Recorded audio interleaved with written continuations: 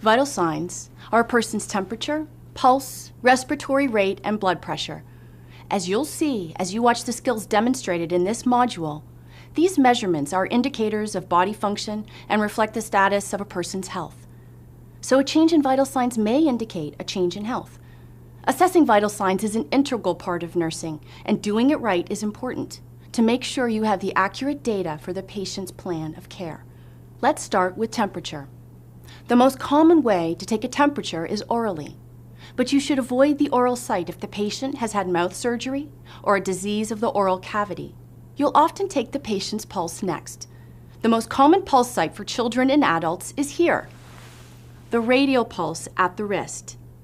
Pulse rates are measured in BPMs, beats per minute. While counting the pulse rate, note the rhythm and quality of the pulse as well.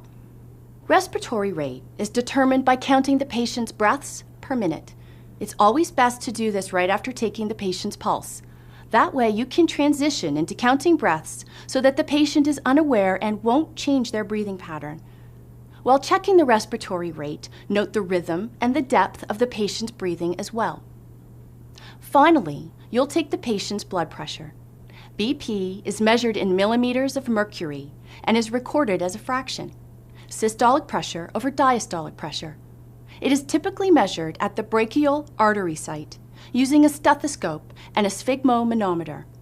As the nurse, it's your responsibility to ensure accurate vital sign measurements and to report any abnormal findings. Assessing vital signs the right way, every time, is crucial for good nursing care in any setting.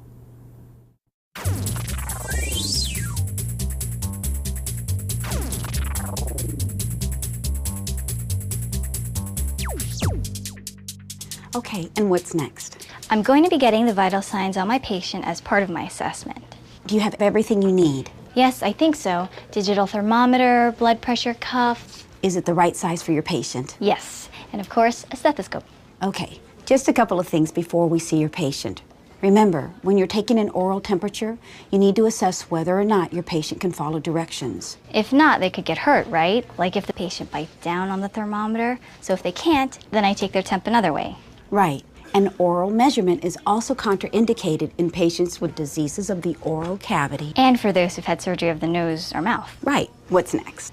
Pulse assessment, then respiratory rate. And I shouldn't let the patient know I'm counting respirations because it might change the way they're breathing. Very good. Any questions on blood pressure? Not really. Make sure the patient is rested for at least 5 minutes before and hasn't had any caffeine or nicotine in the last half hour. It sometimes takes me a bit to find the brachial artery, but I get it. And what do you assess for? I don't want to use the arm with an intravenous infusion or a cast. Or the side where there's been breast or axilla surgery. You should also not use the extremity with an arteriovenous shunt or an injured or diseased limb. Oh, now I remember that. We talked about it in class. Very good, Rose. Sounds like you have every reason to be confident taking these vital signs. Ready? Let's do it. Okay. Hi, Mrs. Hodge. I'm Rose. I'm a student nurse, and I'm going to take care of you today. This is Miss Varga. She's my nursing instructor. How are you doing today?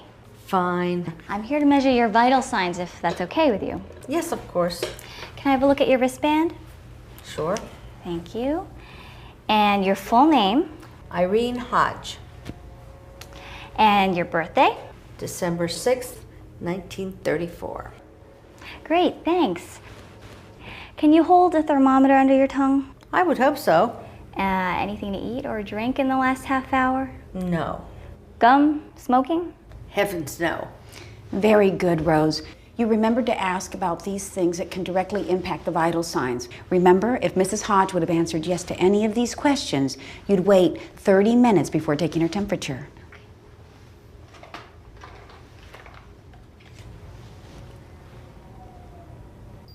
Looks like the thermometer's ready to go. Remember the cover. Make sure you hear it click into place. Thanks. There. Open up, please, and I'll just place this right under your tongue. And if you could close your lips around the probe, great. And remember to keep holding the thermometer. So why is it important to have the probe rest in the posterior sublingual pocket? Because it's in contact with blood vessels that are close to the surface, and we get a more accurate reading of Mrs. Hodge's temperature. Very good. And there we are. I'll take that out. How is it? Great, 98.7. Wow. Glad it's not high. Don't worry, if it was abnormal, Rose would know what to do. Report it to the primary care provider immediately. Now Rose is going to take your pulse. Is this where you touch my neck like on TV? No, I'll be taking your radial pulse, and that's on your wrist. I'll count for 30 seconds and multiply by 2, right? Very good. And remember, when taking a pulse, your fingers should be flat against the patient's skin. And if the pulse is unusual in any way, palpate and count the pulse for 1 minute.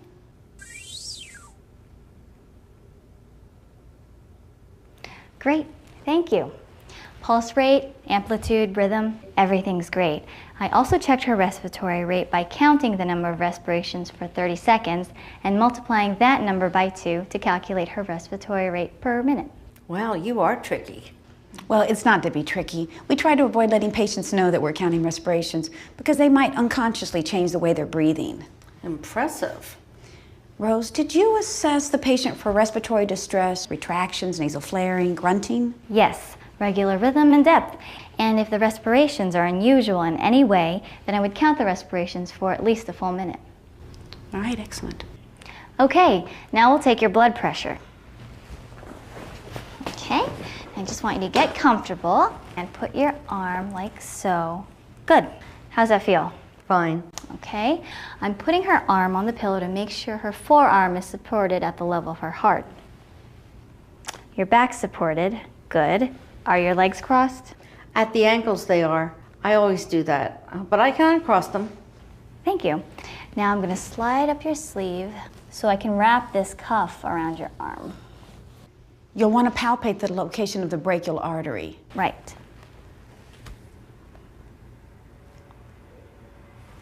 Okay. I'll put the center of the cuff about midway on the arm, so the lower edge is about 1 to 2 inches above the inner aspect of the elbow. And I'll line up the artery marking on the cuff with the brachial artery. Right. Okay, and let's see. The needle is within the 0 mark. Good. Now, I'm going to estimate your systolic pressure, which will help make sure I get an accurate reading. That's good. Estimating the systolic pressure prevents inaccurate readings if there's a pause in the auscultated sounds. Okay, now I'm going to inflate the cuff. It's going to feel a little tight. That's okay. I had 3 children. I can certainly handle this. Note the point on the gauge where the pulse disappears. Got it. The pulse disappeared at 110, so I add 30 to it, which means I'll inflate the cuff to 140 when I take her blood pressure after waiting a minute or so, right? Right. Now remember, you'll place the stethoscope firmly, but with as little pressure as you can. And don't touch the clothes or the cuff. Right. And note the point on the gauge when you hear the first faint, clear sound that slowly increases in intensity, and the point in which the sound completely disappears. That'll be the systolic and diastolic pressures, right? Right. Okay.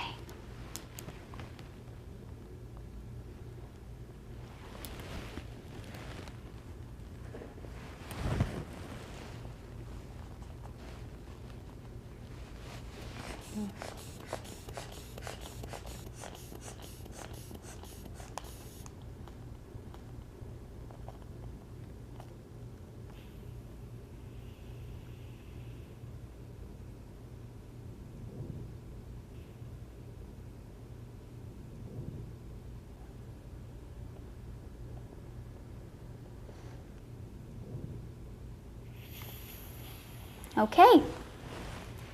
All done, Mrs. Hodge. Your blood pressure is 112/64. Great.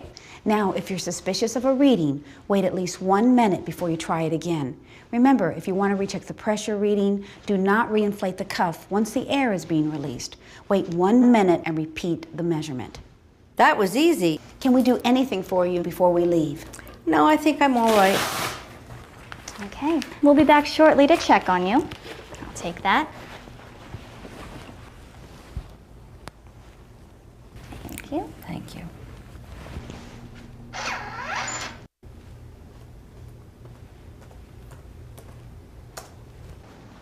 Here we are.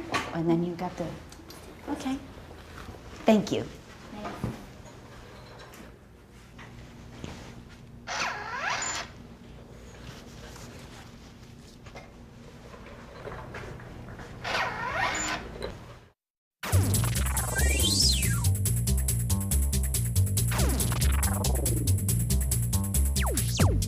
Now, before we finish up for the day, are there any questions or anything you'd like to review related to vital signs? I had a question. Okay, what's that, Melissa?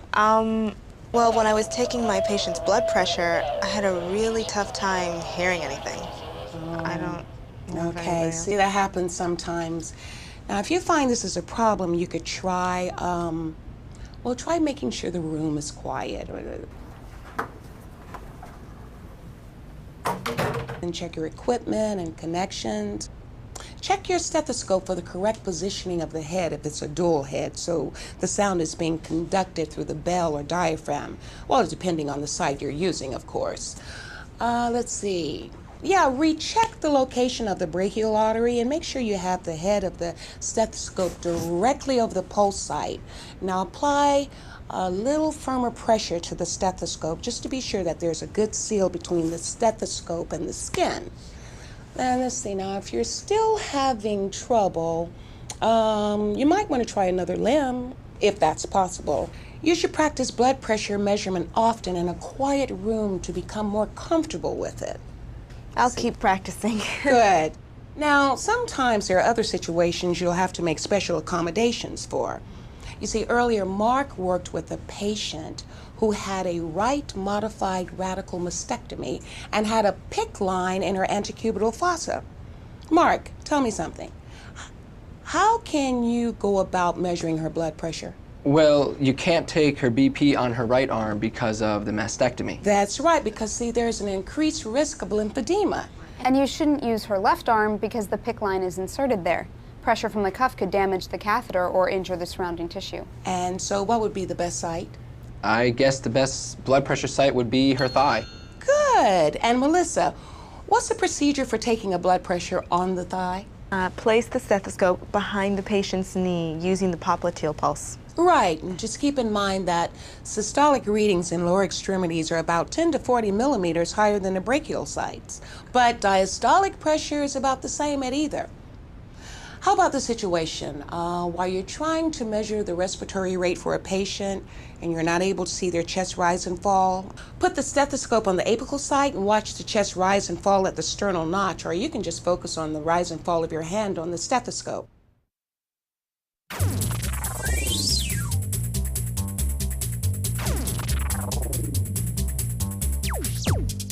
All right, Rose, what's going on with your patient? Well, my patient has been having problems with his blood pressure. He has a history of hypertension and his blood pressure readings have been pretty high. He's received a new medication to try to treat it. We need to set up the electronic blood pressure device to measure his blood pressure frequently for the next hour or so. And you have the unit? Yep, right here. What can you tell me about measuring blood pressure this way? This unit determines blood pressure by analyzing the sounds of blood flow, and it does it automatically. And is there anything to watch out for? A few things. Irregular heart rates, excessive patient movement, and environmental noise could interfere with the readings. Good, you know what to watch out for. Any questions, concerns? No, I'm ready. Okay then, lead the way. Mr. Marlin, hi. Remember me? I'm Rose, and this is Miss Varga, my nursing instructor. I'm going to be taking your blood pressure, okay? Sure. You think it's any different than when you took it earlier? Well, you received that new medication for your blood pressure, right? Yeah. It's been kind of high lately. So we'd like to monitor how well the new medicine is working. That means several blood pressure readings pretty close together. I'm going to set this machine up to record your blood pressure automatically for the next hour or so. What will they think of next? Is that okay? Sure. Can I double check your ID band, please? And your full name is? Mark L. Marlin. Great. And your birthday? 5/12/1938. Thanks, Mr. Marlin. Have you been taking it easy for the last 5 minutes or so? More like 5 hours. Just me, the bed, and ESPN. Oh, well, for what we're doing, that's good. I'm going to be putting this blood pressure cuff on you. It will inflate each time to measure your blood pressure, but in between, it'll be deflated without any pressure on your arm. Doesn't look too different from the other one. Except this one's electronic. We put the cuff on the same way as the auscultatory method, you know, the other kind. Except this one has a little microphone or pressure sensor that'll position directly over the artery. High tech, huh? Any injuries lately on this arm? Medical procedures on this side, anything? Nope. Okay, let's use this arm. Now try to get comfortable. You don't have to bring in my recliner. Well, do the best you can. Arm like this, okay? I'm gonna roll up your sleeve and I'll put on the cuff. Okay. Now, Rose, can you describe what you're doing? Well, first I'll palpate for the brachial artery. Okay. Then I'll center the bladder of the cuff over the artery, lining up the mark on the cuff with the artery in the limb.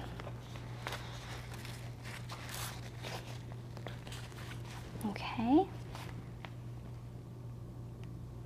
There we go. Okay, just remember when using an automatic blood pressure device for serial readings, check the cuff limb frequently.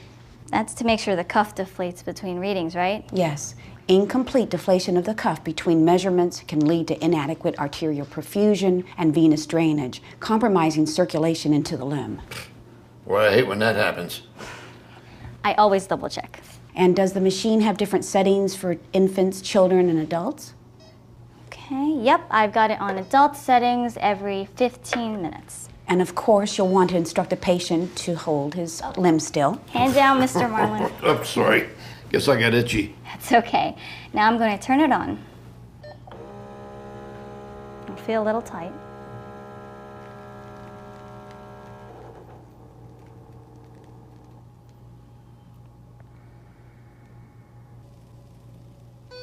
Okay, there we go. And the blood pressure reading should appear, there it is. How's it look? Okay, 146 over 86. That's improved, right? Yes. It has completely deflated, correct? Yep, it's completely flat in his arm. Let's document.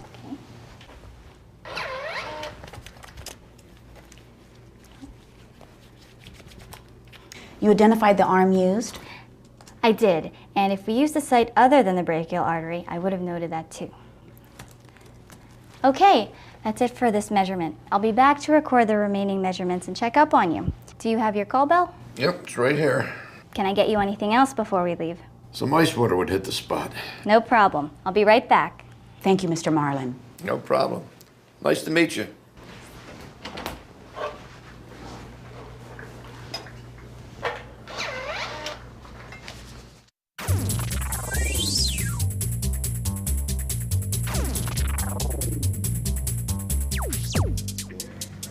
All right, I want to show the two of you a little something out of the ordinary. How to assess systolic blood pressure by using a Doppler ultrasound. It's not something that you would have to do very often, so I've asked a patient to allow us to practice with it. Good. I could use some practice. Yeah, I'm not that familiar with it either. Well, since an ultrasound amplifies sound, you can use it to measure blood pressure, and it can be especially useful if the sounds are indistinct or inaudible with a regular stethoscope. This can be the result of muscular atrophy, low pressures, or vascular insufficiency, for example. So it's sort of like a super stethoscope. But how accurate is it? This method only provides an estimate of systolic blood pressure, but still, it's good for those specific situations. I'm ready. Yeah, let's get started. All right. Hi, Mr. Betts. Remember me? I'm Maria Varga, the nursing instructor. Thanks again for helping us out. These are my students, Rose and Steve, and they're going to be practicing taking your blood pressure. Is that okay? Sure. This earns me bonus points, right? Oh, yes. Can I double check your ID band? Here you go. Okay, your full name? Robert William Betts. Right. And your birth date? February 2nd, 1978. Groundhog Day. Do I get bonus points for that too? Yes, and they are racking up. So what we're going to be doing is taking your blood pressure and using an ultrasound. The same thing they used when my wife was pregnant. Exactly. We'll get you in position, put some gel on your arm, and listen to the blood flowing through your arm. Any questions? Yeah. Will that thing be able to tell if my arm's a boy or a girl? Well, now that just lost you some points. Steve, why don't you assess the appropriate limb? Mr. Betts, have you had any injuries to this arm recently? No. Okay, any surgeries or medical procedures? No, my arms are pretty much a matching pair. That's good. Okay, well, why don't we get you comfortable? And place your arm like so. I'm gonna roll your sleeve up. And now, Steve, would you place the cuff on Mr. Betts? Sure.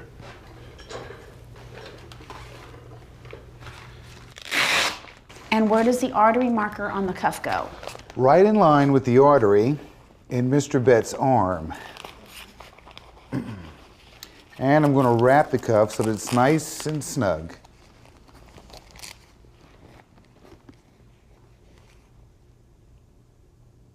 How's that feel, Mr. Betts? Nice and snug. Good. So I'm going to raise your sleeve just a little bit more. And there we go. All right. Make sure the needle on the gauge is within the 0 mark. Got it. Okay. And Steve, would you put some conducting gel over the artery?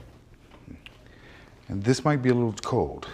That's okay. Just more bonus points for me. And try using the Doppler first. Use it in your non-dominant hand. Okay, that'd be my right. All right. And place the Doppler tip in the gel. Move the Doppler tip around until you hear the pulse. Oh, sorry. You can adjust that volume. I get extra points for that. Rose, why don't you try it? Okay, sure. Move the Doppler around until you hear the pulse. Okay, there it is. Okay. Now I want you to inflate the cuff while you're continuing to use the Doppler on the artery. You want to note the point on the gauge where the pulse disappears. And Rose, as usual, open the valve on the manometer and allow the air to escape quickly. What if you're not sure that we're getting an accurate reading? Well, wait at least 1 minute between the readings to allow normal circulation to return to the limb, and deflate the cuff completely between attempts to check the blood pressure. Okay. Okay, now remove the Doppler tip and turn the Doppler off. Okay. Wipe off the excess gel on the patient's skin with a tissue. Okay. And then remove the cuff. And then you can clean the Doppler. There you go. Well, that was quick and easy. How do I look? Your systolic pressure is 120, which is fine. We only get one of the measurements with this method. I see. Thanks. As Rose said, this method only provides a systolic pressure reading, but it would at least give us some information about the patient's situation. If it were actually measuring the patient's pressure this way, we would need to identify the arm used and the site of the assessment if it was done other than on the brachial. And I'd let the appropriate person know if there were any abnormal findings. Good. Well done. So that's it, Mr. Betts. No problem. You'll get my bonus point, Bill. I'll take this one. Can we do anything else for you before we leave, Mr. Betts? No, I'm fine. Thank you, though. Thank you. Thank you again.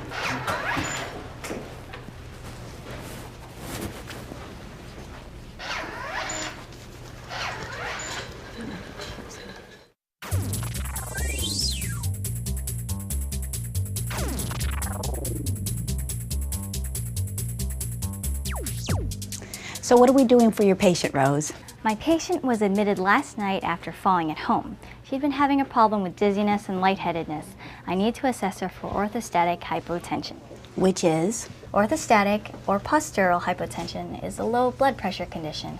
It's defined as a drop of at least, is it 20 millimeters mercury systolic or 10 millimeters mercury diastolic in blood pressure within 3 minutes of quiet standing up after having been lying down. Right. And while you're measuring the patient's blood pressure, what do you assess for?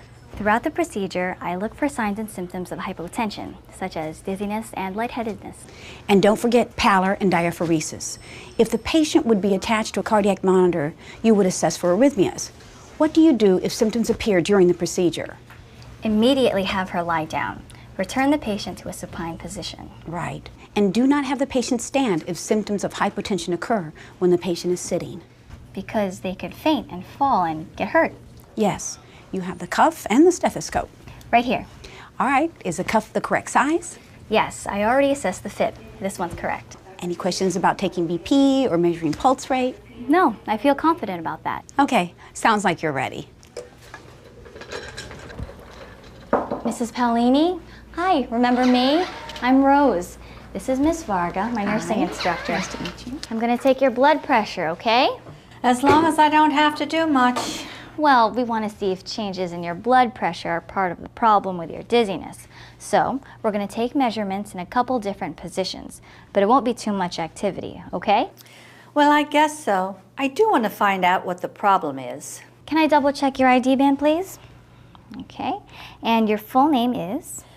Mrs. Rose Marie Paolini. And your birthday? You know how to hit a girl when she's down. May 30th, 1931. Thank you, Mrs. Paolini. Now, as I said, we need to check your blood pressure in several positions. So, I'm just going to lower the head of your bed.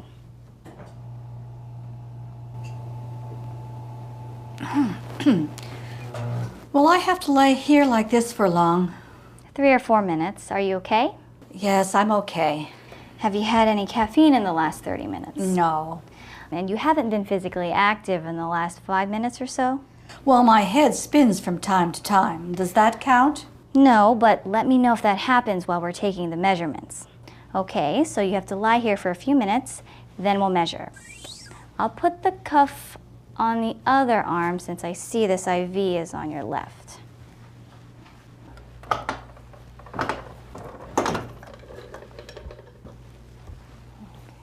Can I get the pillow, please? Thank you. Okay. Now we need to take your blood pressure and pulse.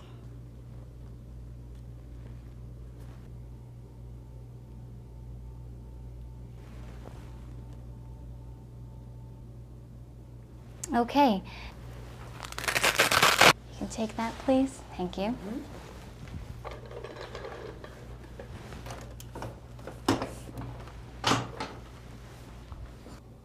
Okay, now we're going to sit up and take your blood pressure and pulse again. As long as you promise to catch me.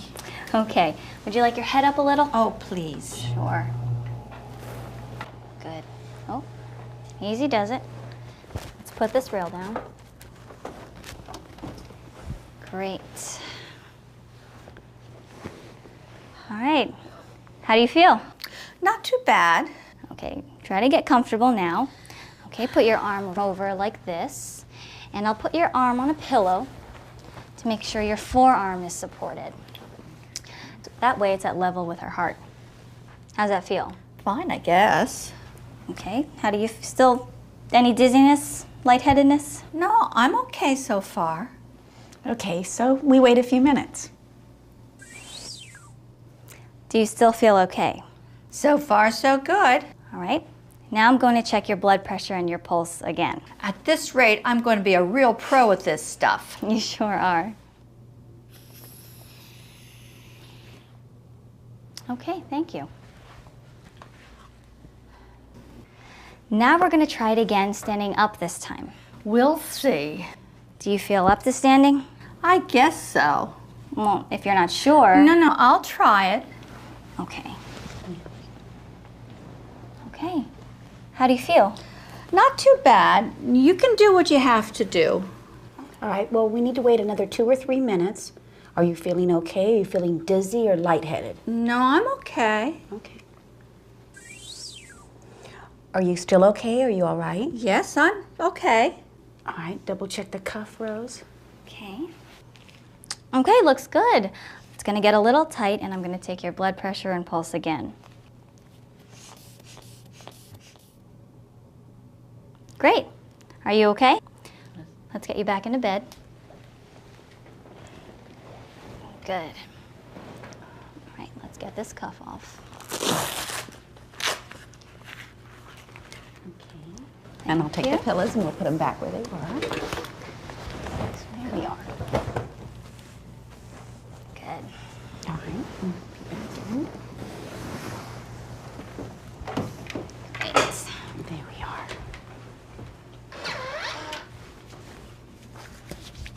So you've got the blood pressure measurements and pulse rates from 3 different positions.